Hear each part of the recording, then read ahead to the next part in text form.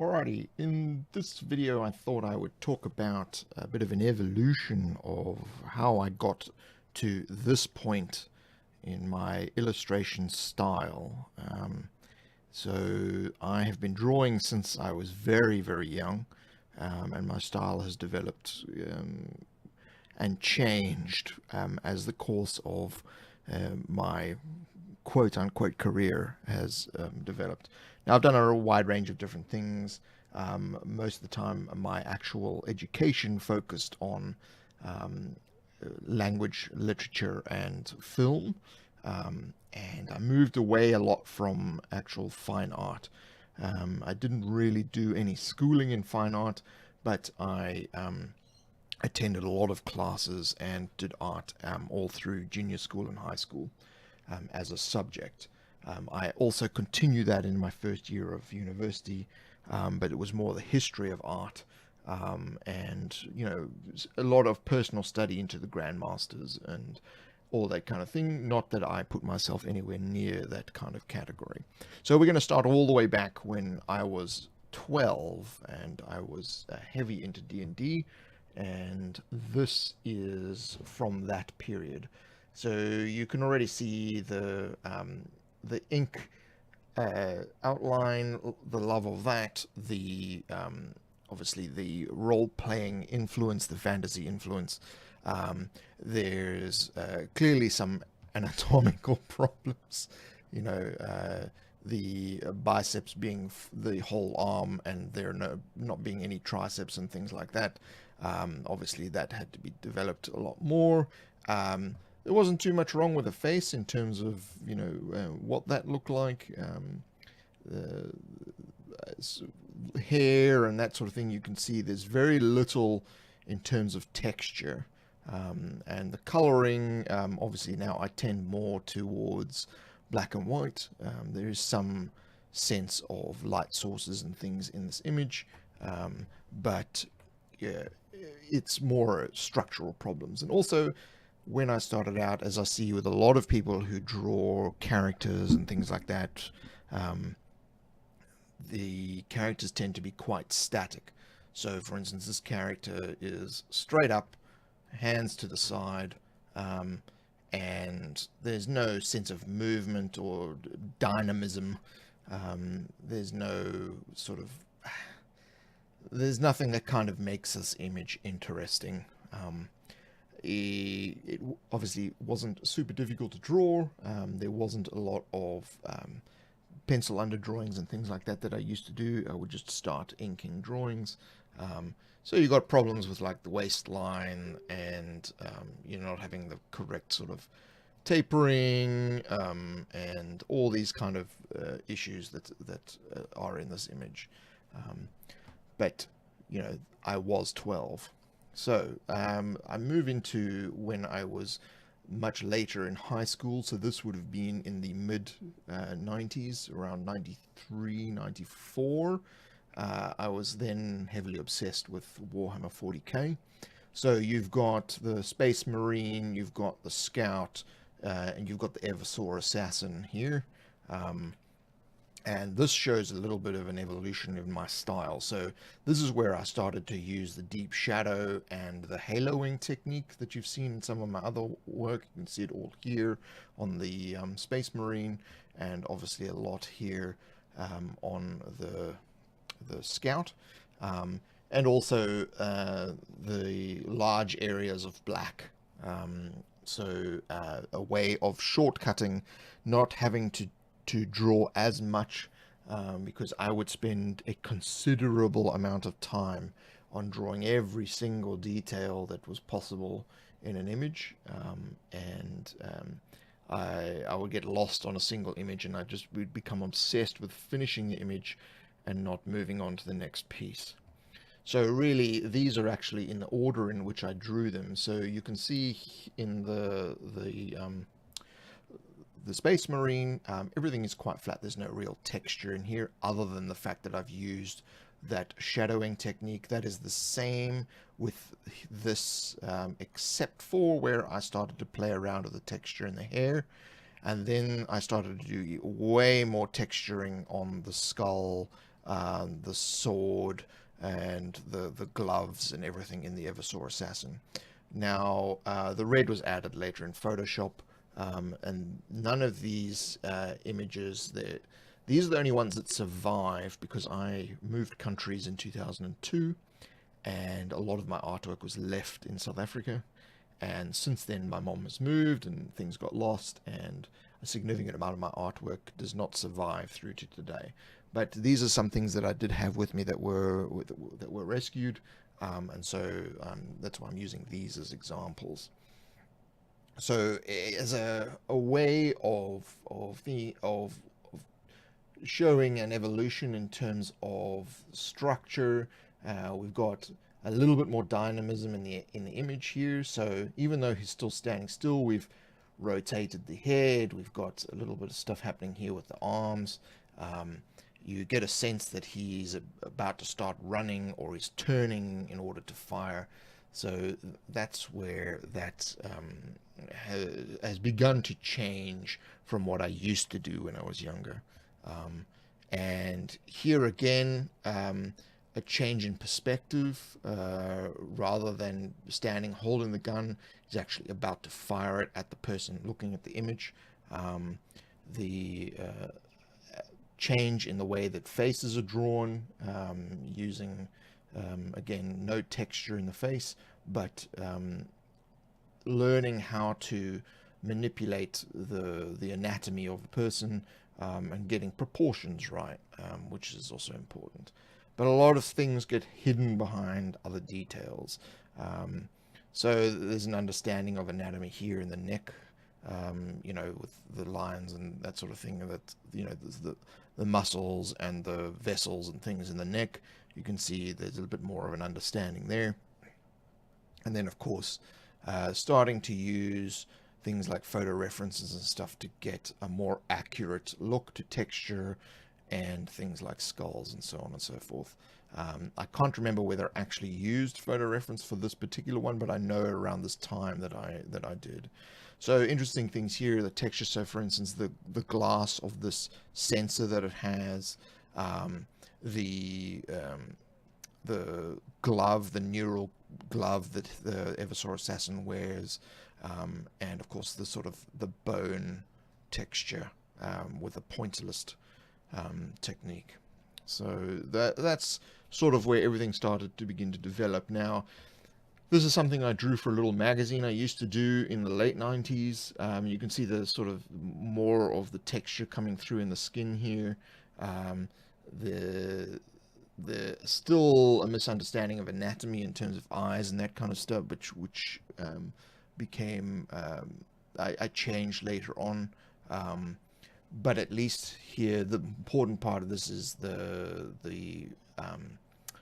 depth of shadow and also the texture. So you've got things like hair, the skin texture, and also the texture of things like cloth and so on and so forth, and making the background a little bit more interesting with weird and wonderful things happening there. Now, I'm not holding this up as a fantastic image. In fact, now I don't really like this image at all. There's something very wrong with the fingers here. But, it's one of these pieces you begin to learn things from, and you want to change and adapt and, move on from that. So that brings me in my 40K stage, where I was experimenting with things like clouds, smoke, ground texture, and then obviously using white lines instead of black lines to show detail.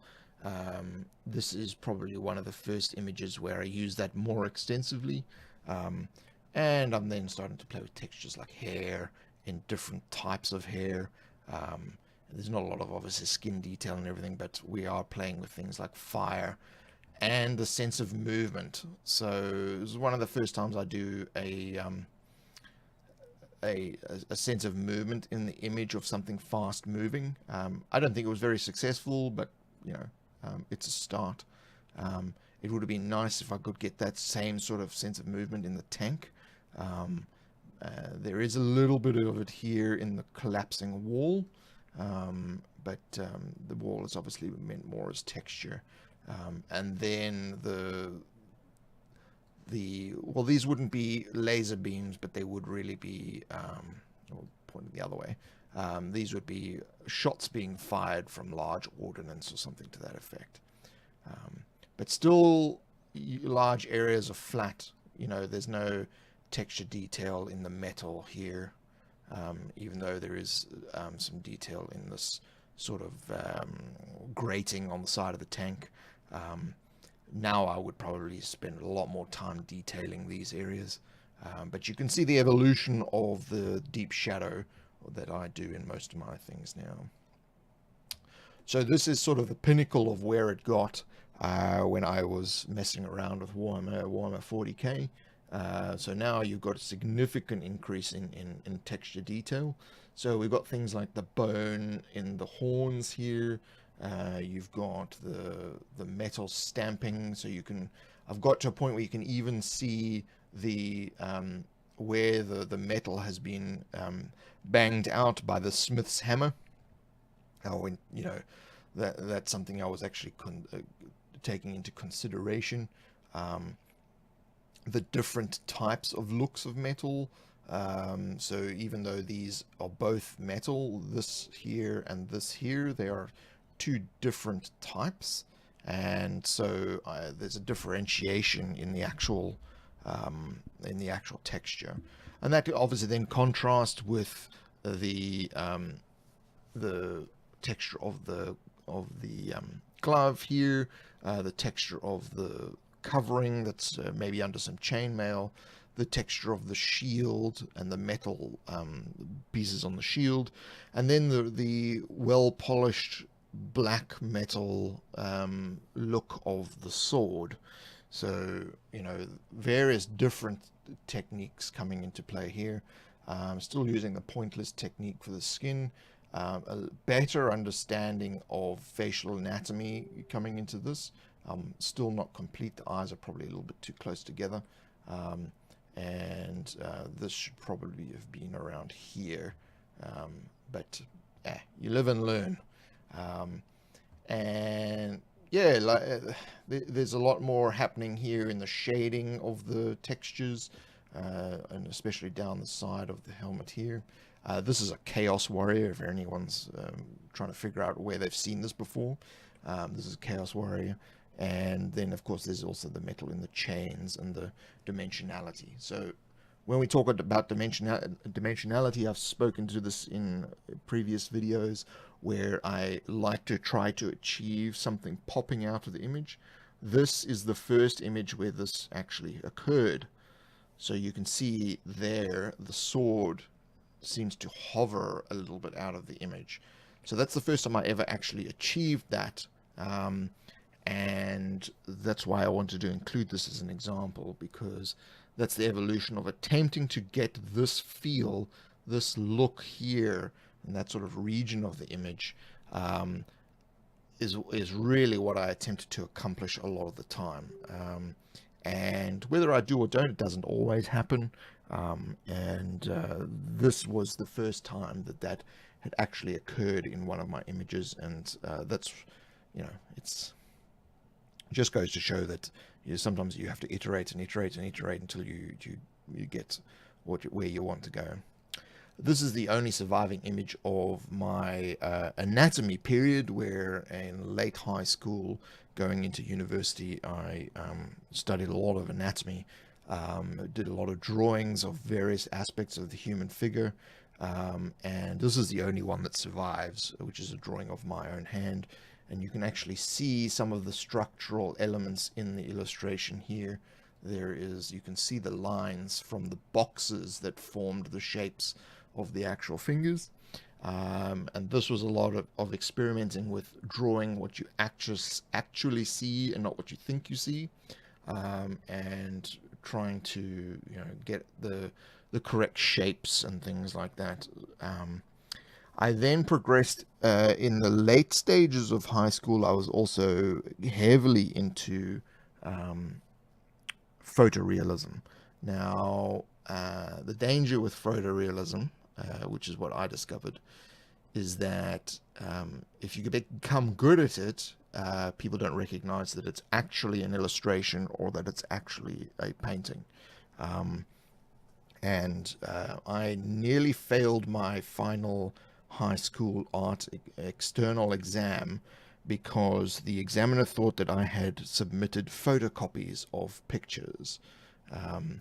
They couldn't understand why my final art project would just be a series of photocopies that were included with paintings that I was showing off a variety of styles. So I had cartoons, I had still life paintings, and I had these black and white, what they thought were photocopies, but in actual fact were actual drawings of photos. So I had one that was of a dog that almost everyone thought was a photocopy. Now, that took an enormous amount of time. It took me probably an entire month to draw, and I do not have this artwork anymore to show you, unfortunately. It took me an enormous amount of time to actually produce that artwork. And the success in actually being able to reproduce reality photographically in black and white with a pen. I was essentially using a ballpoint pen and fine liners. To me, it was a personal success, and my art teacher just thought it was one of the most amazing things that they had seen. The problem was anyone who saw it just dismissed it as a photocopy. So that left a bad taste in my mouth for photorealism. I'd also done photorealistic paintings, but I was using poster paints, and I was able to achieve very good result with poster paints. But poster paints don't give you the kind of color gamut that you need in order to reproduce photographic reality in the way you would want to, which you would get from higher quality materials. My mother still has an example of that, which is framed, and when she does Airbnb with her house, or when she did in South Africa, lots of people would comment on that image when they saw it. It was of a painting of a reflection in a car window in a parking lot. Bizarre sort of thing to make a painting of, but it was obviously interesting subject matter, and unfortunately I do not have an image of that to put on here, mainly because I don't know if it even made it. My mom has just immigrated to Australia, and I don't know if it has made it across with her, but we'll have to see.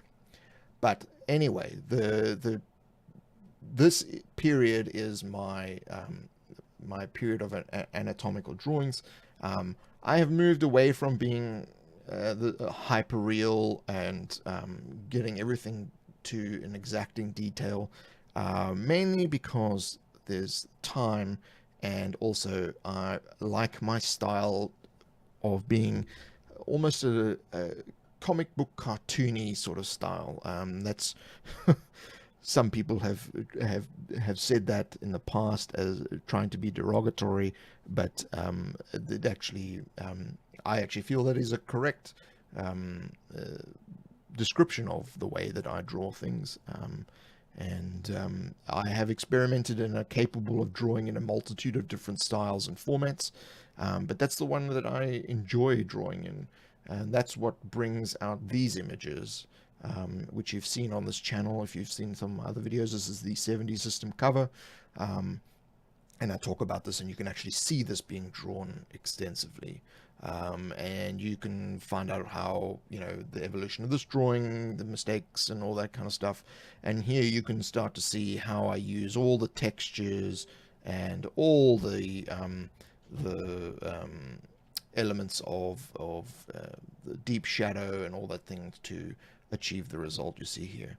There's still some anatomical problems, and there's still sort of thing, but in the comic book realist style, you come to expect these sort of things. And also, you just don't want to spend your entire life on one image. You want to kind of experiment, learn some things, and move on, and get your art to a stage where you're happy and enjoying doing it. Because if you're not happy with it and you're not enjoying then you are probably doing the wrong thing. Not wrong as in incorrect, but wrong as in the style that you don't want to do. So that's why I moved away from photorealism. It took an enormous amount of time. And in the end, the enjoyment just wasn't there. And I enjoy doing these sort of things a lot more. But of course, with any experimenting with any kind of style, you will begin to appreciate what it is you enjoy doing and what you actually want to achieve, so that you can take it from things like this to things like this. And, you know, I mean, I'm not unhappy with previous works. I really like this image, you know, even though this is 20 years ago. This one is about 18 years ago. Or probably, no, a little bit, yeah, also about 20 years ago. But still, I use this image from time to time. If you're a follower of mine, you probably would have seen this in some of my adventures or magazines or whatever that I put out. This has featured a couple of times. But so that is a sort of discussion of the evolution of my style and why it is the way that it is. There's a range of different things that I can do, but this is where my enjoyment lies, and that's probably the way it will stay. You can also see that I've moved from color to black and white. I may play around with color again in the future, but I'm very happy in this sort of old school comic book D&D style that I've come to love, and that's probably where I'll stay for a while until I find enjoyment in doing it another way. So thank you for joining me. Subscribe if you want to see future videos. Click the bell, the like button, and all these other things. And if you have any comments, questions, look in the comment section below, where there's also the description, which contains links to products and things that will help support the making of this channel. Thank you for joining me, and I'll see you in the next one.